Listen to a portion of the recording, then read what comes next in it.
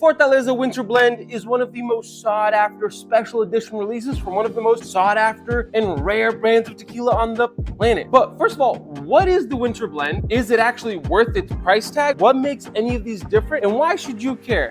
Well, I'm gonna get into all of that in this video and more. Fortaleza Tequila, in my opinion, is one of the best tequila brands on the market. It is also one of the most hard to find and most sought after brands out there. The folks who make this come from a very long line of tequila producers, and they have helped shape what tequila is today. If you wanna know more about them, I have an entire video right over here that you can check out, but let's focus on the Winter Blend. The Winter Blend is a special release that Fortaleza releases every single year. Usually it hits the States anywhere between like November and February. And every single year it is different. So here I have the 2022 Winter Blend and I have the 2023 Winter Blend. I think they've actually been making Winter Blend since I believe 2019. So this would be the 19, 20, 21, 22, 23, the 5th edition of the Winter Blend, which right here. So Fortaleza normally makes their Blanco, Reposado, their Añejo, and a still strength. And these are usually available year round, if you can find them, that is. And so these are usually the more standard expressions that they make. The Winter Blend, on the other hand, are special releases that allows them to play with different aging methods and other elements to try and create something special and unique that is made every year to celebrate the end of the year. And usually it pushes the bounds of what a tequila can be. But first off, let's talk about the 2022 Winter Blend. So the 2022 Winter Blend is a blend of 3 different expressions. Number 1 was a tequila that was aged in French oak barrels that at one point had Oloroso sherry in it. 2 was an expression that was aged in Hungarian oak that used to have Tokaji wine in it, which is a very traditional wine from Hungary in it. And lastly, with their regular Reposado being aged in ex-bourbon barrel. And all 3 of those expressions come together for this incredible bottle with an average age of 6 months and an ABV of about 43.5%. But that's all really cool, Louis. What about what's in the actual bottle? Well, let's give this a little taste. So first off, let's just look at that color. It's nice, light, not super dark. So right on the nose, I get a lot of roasted agave, some vanilla, some caramel, some oak, but it's also nice and bright.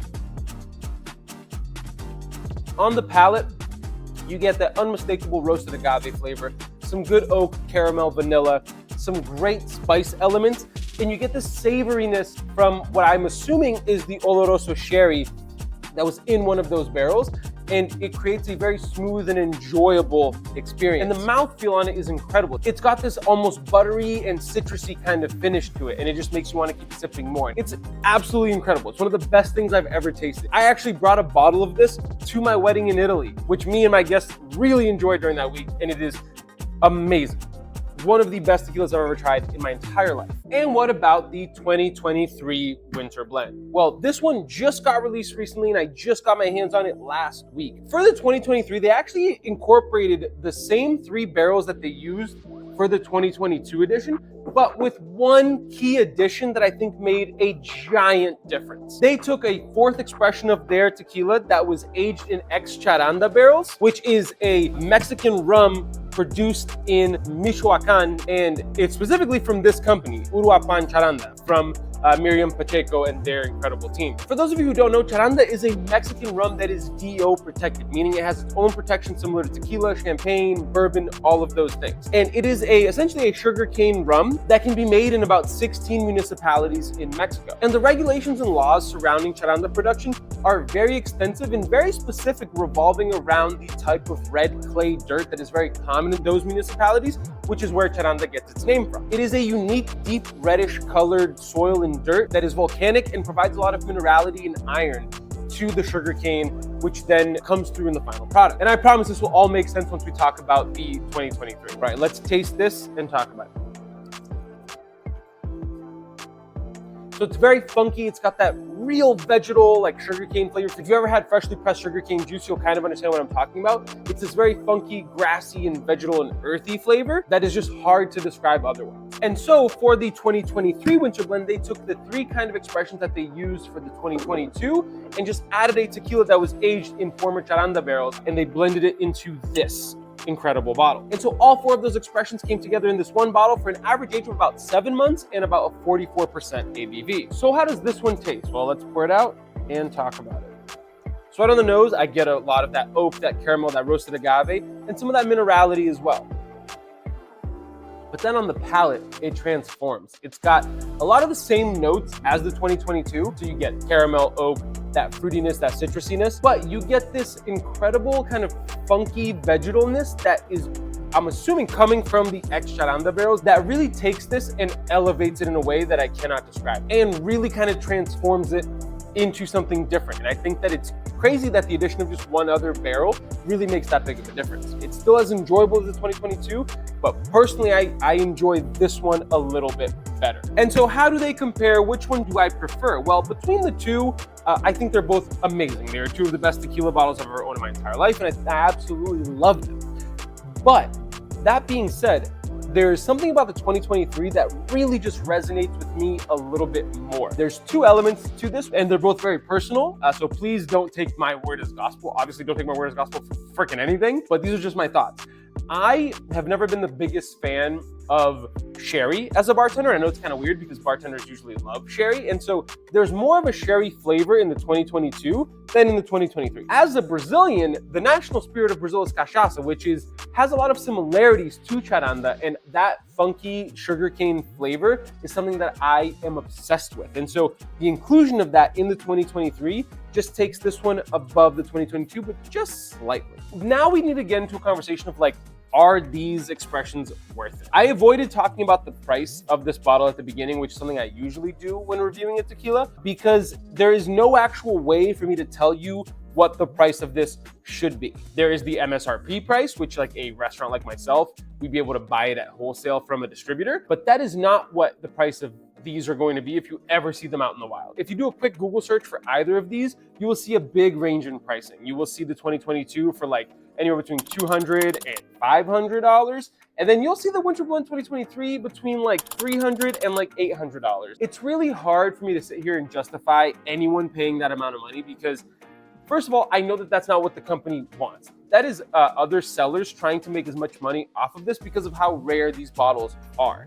And not to mention the 2023 edition was produced in much less quantities than the 2022, making it even harder to find. I know this is gonna sound bad because I don't even know how to go about this because I don't want this video to just sound like I'm showing off really cool bottles, because a part of it is, but the other part of it is the fact that it's very hard to get your hands on something.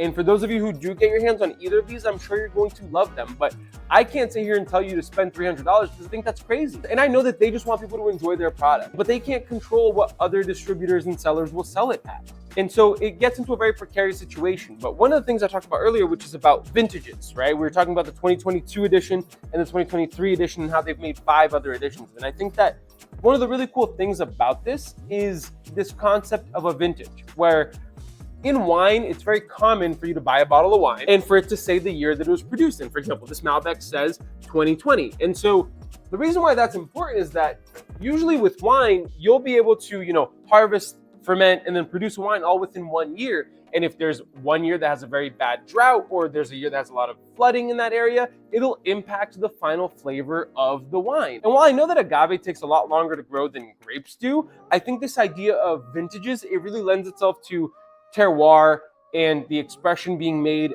that year. And I think it's fascinating because agave used in tequila production will be in the ground from anywhere between 7 and 8 years before it is harvested, meaning that it has a lot more contact with the ground, with the soil, with the environment for a lot longer. And that does impact the flavor of the end product. And I think that introducing vintages into tequila and into distilled spirits is something that is very fascinating. It transcends it from being a product of like, hey, let's just make as much as possible, or let's just make this product and sell it the same way forever, to something that's much more creative and much more involved. And I think it creates a fun element to it. So this is all in a way of saying, I don't know if this is worth it for you to buy. Because if you show up to a place and they say, hey, it'll be $500 for a bottle, I don't think you should spend $500 for a bottle. I think it'd be better to go to a bar or a restaurant that has some so that you can try it on a much smaller price tag to see if you're gonna enjoy it. Because imagine you spend $500 and this just isn't your jam.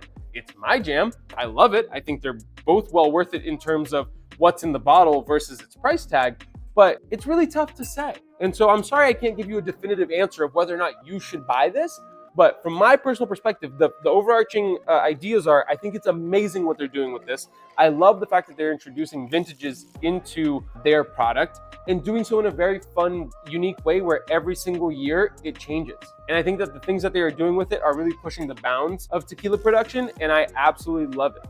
I really can't get enough of it, and these are truly two of the best bottles of tequila I've ever had. Well, anyway, I hope this video gave you a really cool insight into what the Fortaleza Winter Blend is, how they're different year to year, and between these two specifically. If you want to know more about the brand in and of itself, like I mentioned earlier, I have this whole other video right here that you can check out next.